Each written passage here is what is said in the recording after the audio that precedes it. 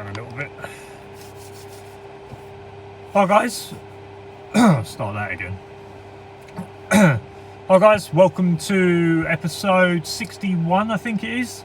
Hope it is, because I think that's what I put earlier. Episode 61 of Live Dog Handler, sort of Q&A. If you've got any questions, then feel free to put them down in the chat box. If you're watching this afterwards, then you can put them down in the comment section below, and I will do my best to answer any questions that you've got. As most of you know, my channel is aimed at helping people to get into the industry, etc., and sort of help them along their way. A lot of people that are in the security dog handling industry are of a similar standard to me, so unlikely whether they'll take my advice or whatever it is, but I like to spread my 50p's worth on a lot of stuff. So yeah, hope you oh god, I need to do something about the lighting in here, because this cannot be how you run a YouTube channel with lighting like that. Hope you are all having a good week. My week has been interesting. I'll get to something that happened this week in a little bit, but I hope you are all having a good week so far. Mine's been pretty good, apart from one little event which was interesting, I think. So yeah, just hoping that you've all had a good week. I'm on shift. I've got both dogs on board. The fiance is going away for a long weekend, so it is me and the dogs for the next sort of 4 or 5 days, etc. I will be up in London this Saturday on a sort of semi-stag do, going up into London for some drinks. Got a couple of things organised. I think one of them being sort of a Formula 1 race car simulator thing. So yeah, I'll be up in London this Saturday, but other than that, it's me and the dogs until Tuesday. So yeah, both dogs on board, on shift, feeling good. If you're just coming into this live, then get into the comment section below. Ask me some questions or anything that you or any topics you feel like that's worth me talking about.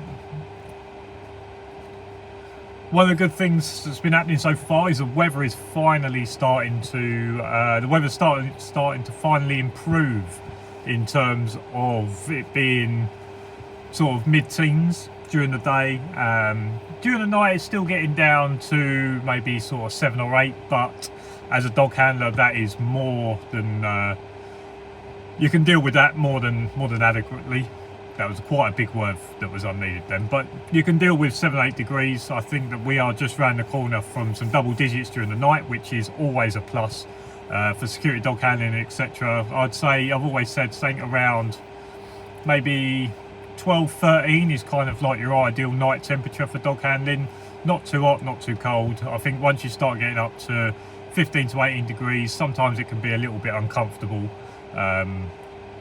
during the night working and things like that. So for me, something around 12 degrees, 12 to 14, 15 is quite nice, etc. So yeah, if you're just coming in, chat box is there, give me some questions, help me out in this live, because there's no way that I will be able to entertain you lot for half hour, 45 minutes, an hour, whatever it is, just purely on what's on the top of my head.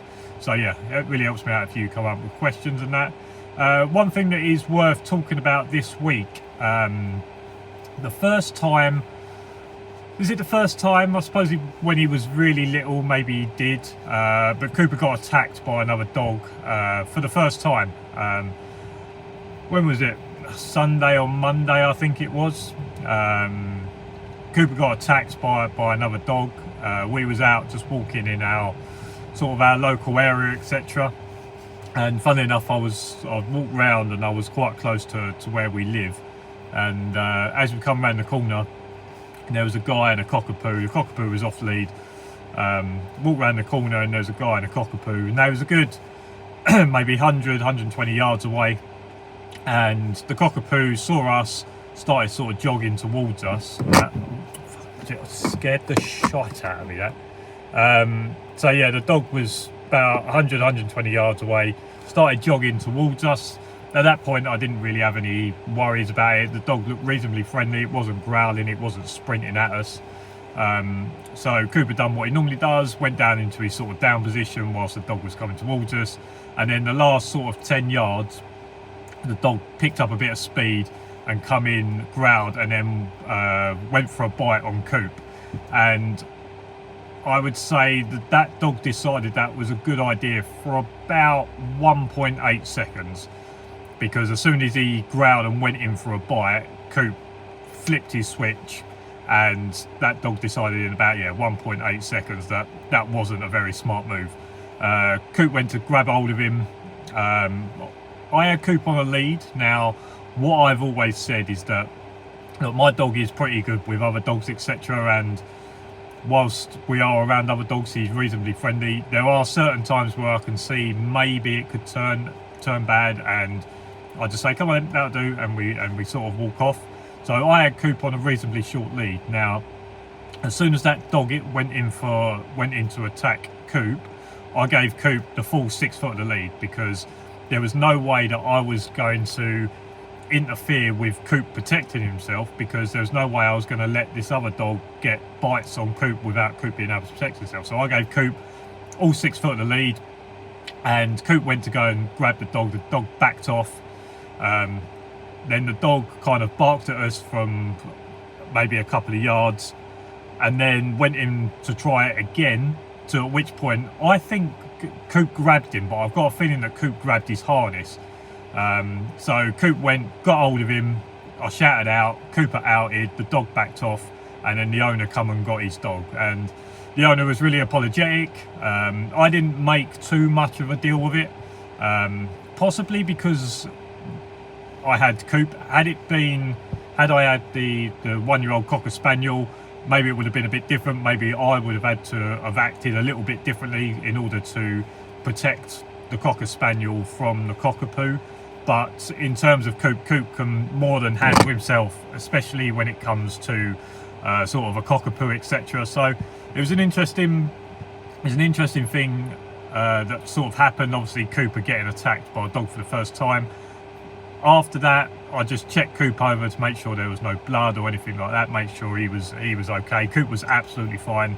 The other guy gave his dog a bollocking, checked his dog seemed to be okay too. So there was no harm, no dog got injured, etc. And Coop was then laying on the floor, and I'll give him a bit of a belly rub for doing well, for sort of protecting himself, but probably Coop would have been thinking that he was trying to protect me as well. So yeah, I just thought it was interesting, and ever since then I've had Coop out around other dogs. Coop's been absolutely fine. He hasn't let that attack dictate what he thinks about other dogs, etc. There was a dog when we first moved in, that when Cooper was on his balcony, the dog come up and had a go at him, and that dog has sort of been public number one to him. So every time that dog has walked around where we are, that dog is public enemy number one. That's the dog he's always ready to go at. I do think that now we do have a dog public enemy number one on our hands, etc. But like I say, I just thought it was interesting. Coop done well, because I think with the training that we do, it's not about killing whatever's in front of us. It's about getting them to back off and keep away from us. And whether the dog helped that, Coop just got himself between me and the dog, and he was just keeping the dog at bay. When the dog, so I've got 6 foot of the lead, the dog's head, and then the dog was probably a yard or two past that. Coop wasn't lunging to try and get at the dog. Coop was just holding his ground, and then when the dog came in again into our 6 foot circle, Coop dealt with the dog again and waited for the dog to back off. So it wasn't the fact that the Cockerpoo come in and attacked Coop, and Coop then tried to chase it or was lunging to try and get it. Coop was just trying to keep our 6 foot sort of perimeter and dealing with the dog every time it tried to come into that 6 foot area. It was over reasonably quickly. Like I say, the owner was 120 yards away. Once he realised his dog was running towards mine, he didn't tell me that his dog was aggressive. But I would say it was probably all over in about 10 seconds, etc. But it seems like a lot longer when you're involved in it. But it was over within like sort of 10 seconds, etc. And like I say, I think the dog realised after about just under 2 seconds that maybe this wasn't the best dog to try and pick on, etc. So I didn't make too much of a big deal of it. Maybe that's the training that we do. Maybe, like I say, because of the dog I've got that can handle himself, it wasn't that much of a big deal. I didn't have to get involved. I didn't have to put my hands in around where teeth were, etc. So yeah, I just thought that was kind of interesting. Like I say, it's the first time that Cooper's ever been attacked in terms of a dog coming up and trying to attack him, etc. And I think he done pretty well. It's strange in my area because, like, in the area that I live in, not the amount of dogs, like the most situations that I've found myself in has never been that my dog has been the aggressor. It's always been that the other person's dog's been the aggressor. Now, whether that's a little Chihuahua, whether that's a Cockerpoo, whether that's someone else's German Shepherd, whether that's one of the other types of dogs that we've got around. There's a couple of Dachshunds there that are quite vocal, and they're not aggressive. I think they're just nervous, and I don't think that the owners help, because the owners will a lot of the times that I've sort of dealt with other dogs being aggressive towards my dog, they've always been on lead, and I don't think the owners have actually helped the situation, or the owners haven't helped the dogs that are reactive, because they don't deal with the situation. They rush the dogs away, or they pick the dogs up, or whatever it is. But it's funny, over the sort of the 3 years that I've kind of lived where I am now, that my dog has never been the aggressive one, has never been the aggressor, but we've dealt with a few dogs on lead that are reactive to mine. This is the first time a dog has been off lead and been able to get to my dog in order to try and attack it. And like I say, it ended well for both dogs because neither dogs got injured, but it didn't end well for the other dog because he thought he was going to come in and try and obviously bully mine. Mine's obviously got some form of training in order to protect me and him, and he kind of put them skills to it. Way to go, Coop. Well handled. Why was the dog off lead in the public place? Irresponsible owner. Yeah, I mean, it is a quiet area in terms of dogs, where dogs are walked there. The dog is probably absolutely fine, other than obviously possibly when it sees a dog. Yeah, I don't think that it should have been off lead.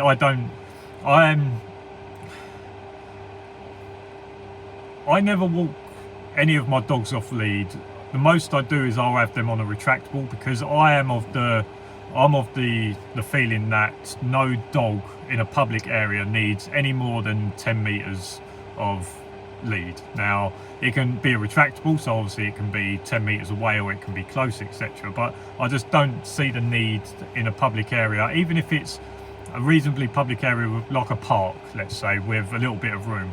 I never really see the need for a dog to be any more than 10 meters away from you. So yeah, I always walk my dogs. Normally I'll walk Coop around my area on a 6 foot lead. Sometimes I'll have Ollie on a retractable, if not the 6 foot. If we go to a park or whatever it is, or we go through like a little trail run or whatever, I'll have Coop on the retractable, probably just to give him a little bit more room, just to sort of have a bit of a nosy about, etc.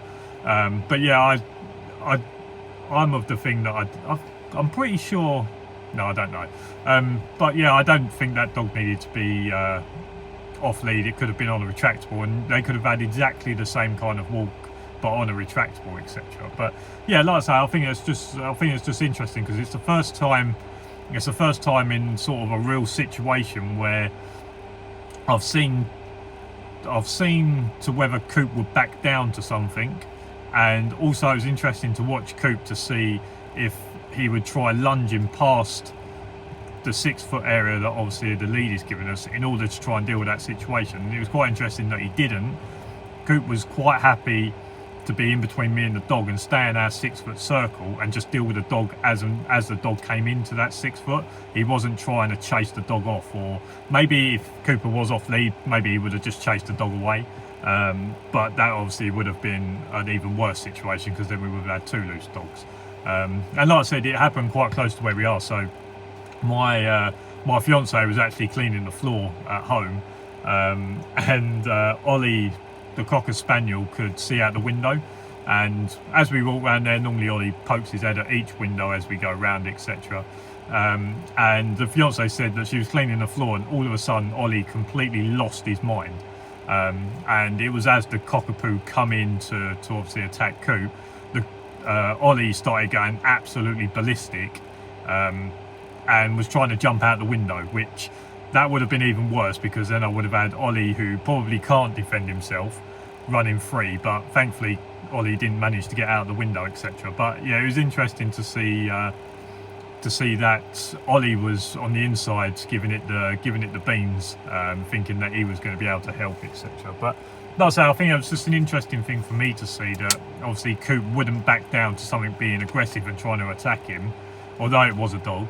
It was interesting to see that he wouldn't back down, and he was able to deal with the situation in terms of keeping the dog at 8 foot away from me, etc. So I thought it's just something interesting, something that doesn't happen often. Like I say, it's the first time it's happened to Coop, etc. And like I say, I think he dealt with it reasonably well. Like I say, at some point I think he tried to bite the dog, and I think he got the harness, and when I shouted it out, Cooper did out, or got his mouth away from the dog. So I think that was interesting.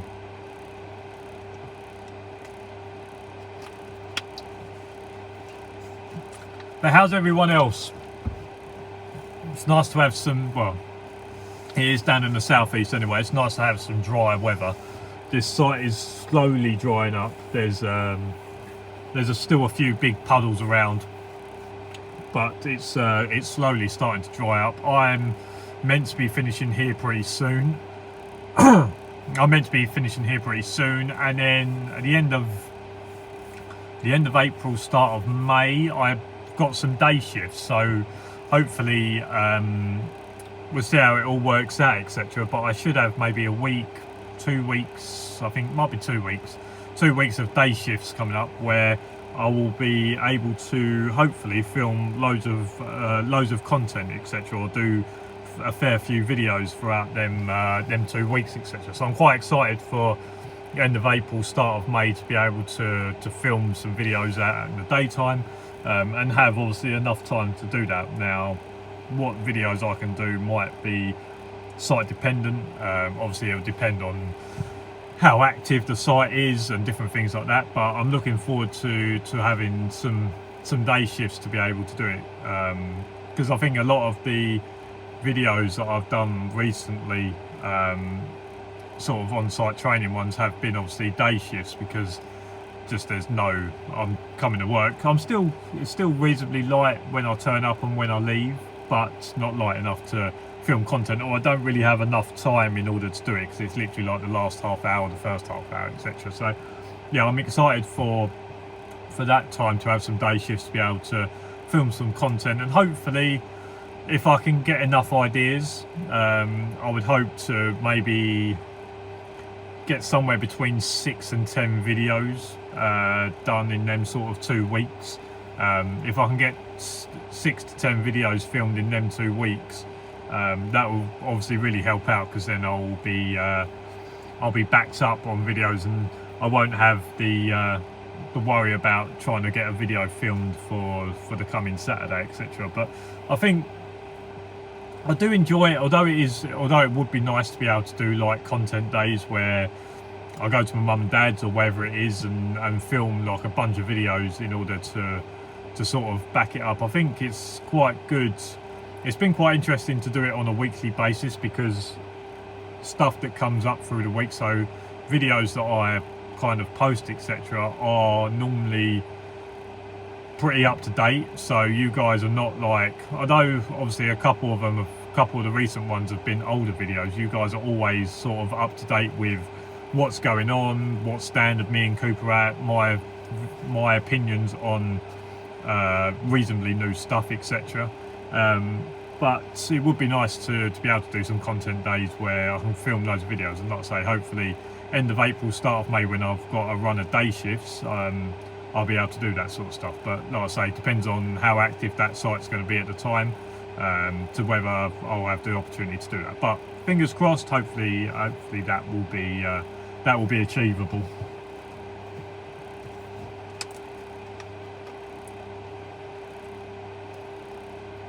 Has anyone got any questions? Any topics? That's pretty much all I really had to talk about. The video this Saturday, I'm going to do on handcuffs and restraints. Now, I don't have them myself, but I saw something the other day that was quite an interesting take, so I think it might be worth talking about them, because I feel like people come into this and they and ah whether they want them, and different things like that. So I'm going to do a shortish video on sort of restraints, etc., whether they're needed. So that'll be coming out this Saturday. I've got to film that tonight, but like I say, it's something that I saw the other day which is worth maybe talking about, etc., or worth sharing. So yeah, this Saturday will be on handcuffs and restraints, and then I'll give my 50p's worth. I'll give someone else's opinions, and then you'll be able to make your own mind up to whether you want to go down the route of handcuffs and restraints, etc.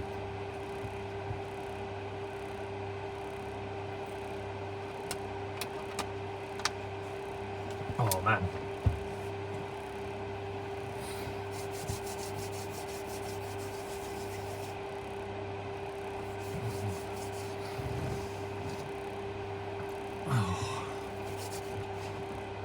I don't know why I'm so thirsty.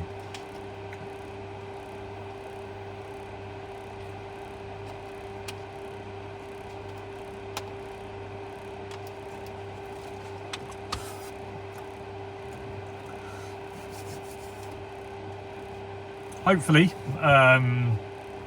talking of social media stuff, hopefully my my thing with Nasdu is going to be coming out in the next few weeks, or maybe in the next week, etc. I've just approved a draft that they sent me, etc. So there might be something coming out, with Nasdu. Hopefully that, like I say, hopefully that'll be coming out soon. Like I say, I approved the draft of it the other day, so hopefully that will come out. If you guys are friends with me on Facebook or whatever, I'll probably share it at the time. So like I say, I think there's an interesting opportunity, possibly with Nasdu, that I can speak to some people or speak to someone, and I think that'd be quite interesting. I think that's something that's probably overdue. Being able to speak to someone and maybe ask some questions or get an insight to sort of stuff. Now, I'm not promising that that's definitely going to happen, but it might be a possibility that I can do that. So hopefully that's all going to work out. Like I say, I think it's overdue in terms of the amount of time that I've been doing this, the amount of information and stuff that I've tried to help people with, that Nasdu haven't reached out to me about sort of doing some form of collaboration. But now I'm kind, not on the inside, but I've got a contact that's kind of within Nasdu. Maybe I can poke them and get an opportunity to possibly speak with someone. So hopefully that might be able to work out, etc. I think what I'm going to try and aim to do over the next few months is maybe get some interviews with some people. I think at the end of last year, I kind of poked the idea at a couple of people, and they seemed pretty open to it. So what I might try and do over the next few months is try and get some interviews with some people. Now they will probably be sort of Zoom interviews. I'm looking to try and get the Pause for Security podcast up and running again. You guys will obviously, well, you might be aware that I was doing the Pause for Security sort of podcast episodes on YouTube, etc. Aaron as far as I'm aware, I haven't spoke to him in a while. As far as I'm aware, Aaron, who was kind of like my co-host, left security dog handling and went back into the army. So obviously I lost my co-host in terms of the Pause for Security podcast. Now I think it might be a nice idea to get that up and running again. Problem is that you don't want to listen to me dribble on a podcast just doing it on my own. So what I might try to do is aim to get some interviews for the Pause for Security podcast and try and get that up and running again. I think that would be quite useful, and then we'll see where we go from there. Evening. How long do you train Cooper for when you're not at your trainer, and do you try to do it every day, or would Cooper become bored? So how long do you train Cooper for when you're not at your trainer? Now, it all depends. So normally a lot of my training with Coop will be on shift, and it will depend on the weather. It will depend on conditions. Now, obviously, if it's really icy out or it's slippery out, then it's not good for me or Coop to do training, etc., because it's likely that he might slip and hurt his legs, or I might slip and hurt myself. I'd say on a normal shift I do maybe 10 to 15 minutes of training every time we finish a patrol. Now that might be, I might be playing ball with Coop and I might do like an emergency recall, or I might after a patrol I might just get the bite bar out and we'll just have a quick little tussle, or we might just the last sort of 5 minutes, 10 minutes of a patrol I might just do a little bit of obedience. Sometimes not massively rare, not what am I going to say? Not often do I get the stuff out and I'll do article search stuff, but maybe once a month I'll get the article search stuff out, go and hide some articles around the site and do that.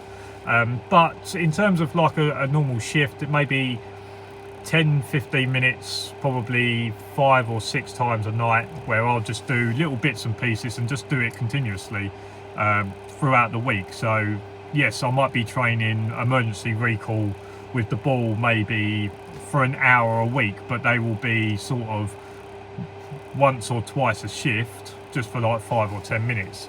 And do you do it every day? Yeah, like I say, I wouldn't get like the bite bar out, and I wouldn't do that every day 3 times a night. Maybe I'll get it out 2 or 3 times a week, and we'll just do a little bit of that. And like I say, just sort of 5-10 minutes. So I'll do it to the point where Cooper's really interested, and then I'll say, right, that's enough, put it away, let's go and do something else. So I wouldn't do it to the point where I continuously do it with Coop, to the point where he does get bored, and then the next time I get it out, he's like, oh, we've got to do this again. So I like to do stuff with Coop where he's still interested, and then whilst he's still interested, we stop and then we go and do something else. So yeah, I'll say it is continuous when I'm not with a trainer, but it is only sort of 5-10 minutes. I'm not doing article search for half an hour. I'll just go out there, put some articles out, let him find it all once. That might take 5-10 minutes, and then I'll say, good boy, that'll do, here's your ball, play a bit of ball, and then back in the van for a rest, etc.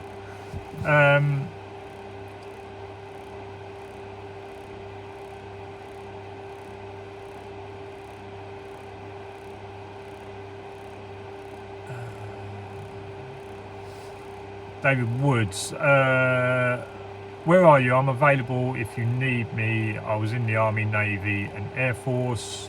What sort of training I could do security? I don't know whether that's aimed at me or at Kev. I mean, I'm southeast. I've got my trainer. I was meant to, so I said to you guys last week, did I? That I was going to be going to my trainer on Sunday. That unfortunately didn't happen. I had Ollie and Coop both throwing up Saturday night into Sunday morning, and then I was meant to go training. It was absolutely hammering it down, and both dogs were ill, so I ended up not going to training. So I need to rebook and go go to my trainer to get my CT, etc. Had it just been raining, I would have gone, but with Coop not feeling well, the other dog not feeling well, and then obviously with the rain as well, I decided not to do it. But I will be going to my trainer reasonably soon. I said in the last live it's going to be interesting because it's going to be the first session with my new trainer where she has an idea of what Coop is like and what standard he's at. So I'm more interested to see what she wants to concentrate the CT sessions on, whether she's going to concentrate on obedience, because Cooper's obedience is pretty good. She trains a little bit different to Terry, so I'm going to be interested to see maybe if she has some tips for some better obedience from Coop. Like I say, Cooper's obedience is pretty good. Around other dogs he can be a little bit distracted. He still does what I want him to do, but he does definitely have eyes on other dogs just to, I don't know, make sure he's not going to get the rat, to make sure he's not going to get jumped by another dog from some direction. So I'm going to be interested to see what she wants to concentrate on. My guess would be that she'd want to see a patrol because she hasn't seen one yet, because of the ground conditions last time we didn't do patrol. My guess would be she would want to do a little bit of bite work. I said to you guys when I've done my team certificate with her, that Coop was decent on his protection work, although she trains different to the way Terry did. So the way in which Terry would train in sort of doing protection work, as him and the dog spin, if you don't spin with him, he would hit you with whatever he has in his hand. This new trainer, she wants to work the dog. She's not too worried about what I'm doing. So as they move, I kind of just have to stay where I am and let her work with the dog. So I stay very passive and let her as the decoy work the dog. Where Terry used to be, he can work the dog, but he also wants you to be switched on to stand away from him, because if you don't, he's going to hit you with whatever he has in his hand, etc. So it's going to be interesting to do that. Like I say, last time the ground conditions were okay. They was okay, but weren't great. So I was finding keeping my footing a little bit difficult as well. So it's something that I want to work on with her when I've got more of a steady ground, so that I'm not sort of slipping and sliding a little bit as well. So yeah, I want to go to another session. Like I say, last Sunday or Sunday just gone, both dogs weren't very well, so it wasn't ideal.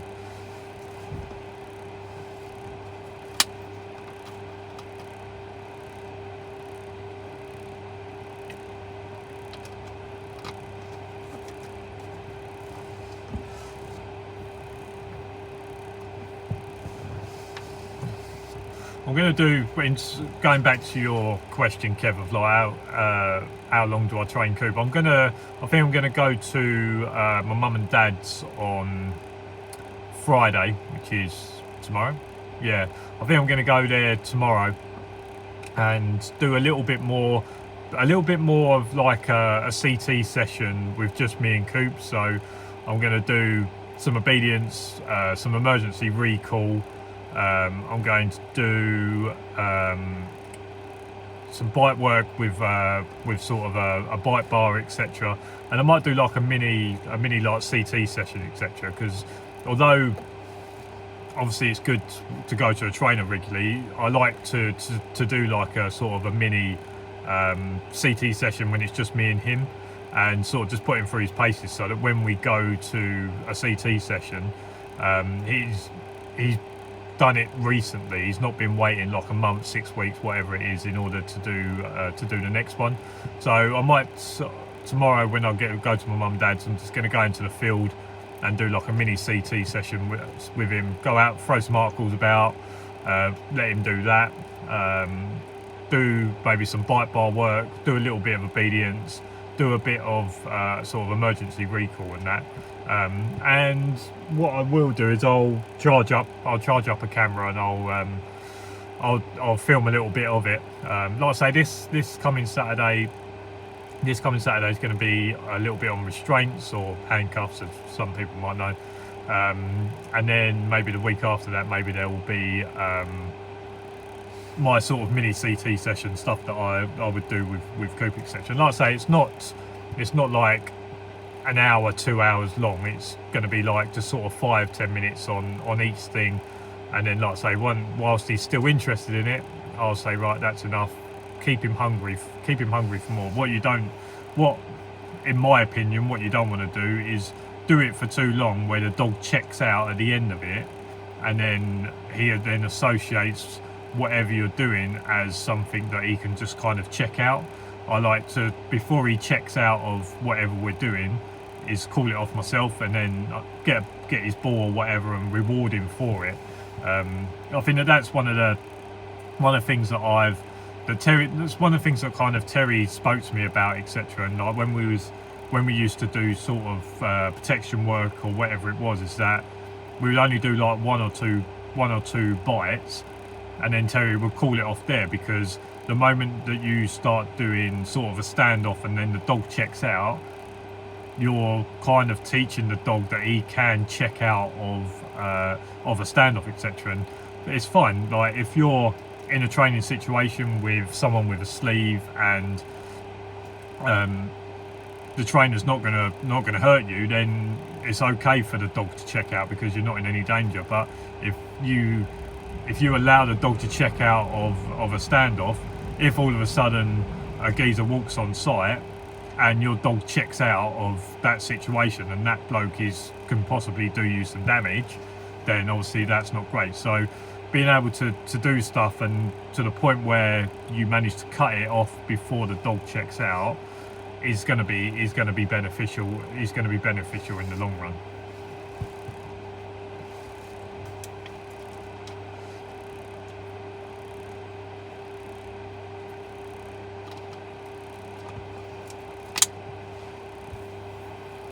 Where are we at? Coming up to 37 minutes. I'll give you until 40 minutes, just to another sort of 3 minutes, etc. I'll give you another 3 minutes. If you've got any last questions or any last topics, I'm happy to stay. I'm happy to stay and answer some more questions or some more topics, but I'll give you another sort of 3 minutes just to get any in that you've got.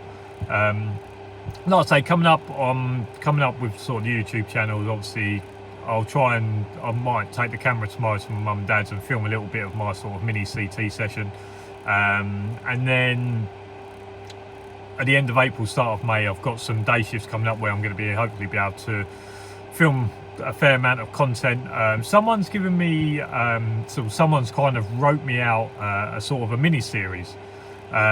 So that's going to be interesting. I think that when I get more time and more daylight, etc., I might look at their mini series, and that's really been helpful because I've been saying for a while, like, it's okay with me coming up with videos. I think that I've done a lot of the videos that people need in order to get into this, but your request for videos or your request for things that you want to know about really does help me out, because then it gives me a video to concentrate on. I think that a lot of times I'm sort of reacting to stuff that I see or reacting to stuff that I hear and trying to make a video for it.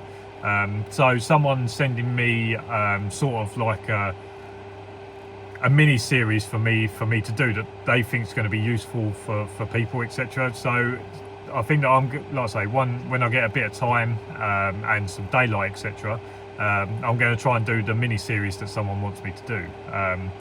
And yeah, like I say, that's sort of the stuff that's going to be coming up. Hope you guys are still enjoying sort of the YouTube channel, still enjoying the videos. The views on some of the recent videos haven't been that great, so hopefully you guys are still enjoying it. Like I've always said, that I will do this for as long as people want me to do it or people are interested in it, etc. And then once that sort of interest stops or there's no need for it anymore, then maybe I'll reinvent myself into doing different types of stuff. So it's kind of up to you guys to whether you're still interested or still want me to do it, etc. And then if not, then that's fine. I'll find something else for for us to do. I still enjoy making videos, I still enjoy doing all this sort of stuff, and I enjoy trying to help people out. So the more I can continue doing this and helping people out is going to be beneficial. It's beneficial for me because it makes me enjoy the job more. I do enjoy doing this job, but I enjoy the job more when I'm helping people.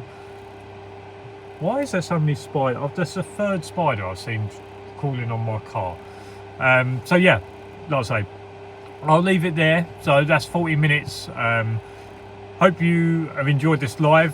If you are watching this live after it's finished and you've got some questions, put them down in the comment section below and I will do my best to answer them. If you do have any video ideas or any video topics you want me to cover that you don't think I've covered yet, put them down in the comment section below as well, and I will do my best to, if I feel that I've got enough knowledge in it, I will do a video for you. So yeah, hopefully you guys are still enjoying this. If you enjoyed this live, make sure you give it a thumbs up. If you're not already, then subscribe down below for loads more videos. Down in the description of this is also my Patreon, where there's lots of other videos that aren't on YouTube. So if you want to watch all my content, you can help me there. For as small as £3 a month, you can really help me out to continue doing this, etc. And I just want to thank everyone that's obviously supported me so far. So guys, thanks for watching. I will see you again next week. I'll do another live on probably Thursday. So yeah, thanks for watching. Thanks for being involved in the lives. Thanks for your questions. And I will see you again next week. Cheers for watching, guys. Have a great weekend. See you later. Bye.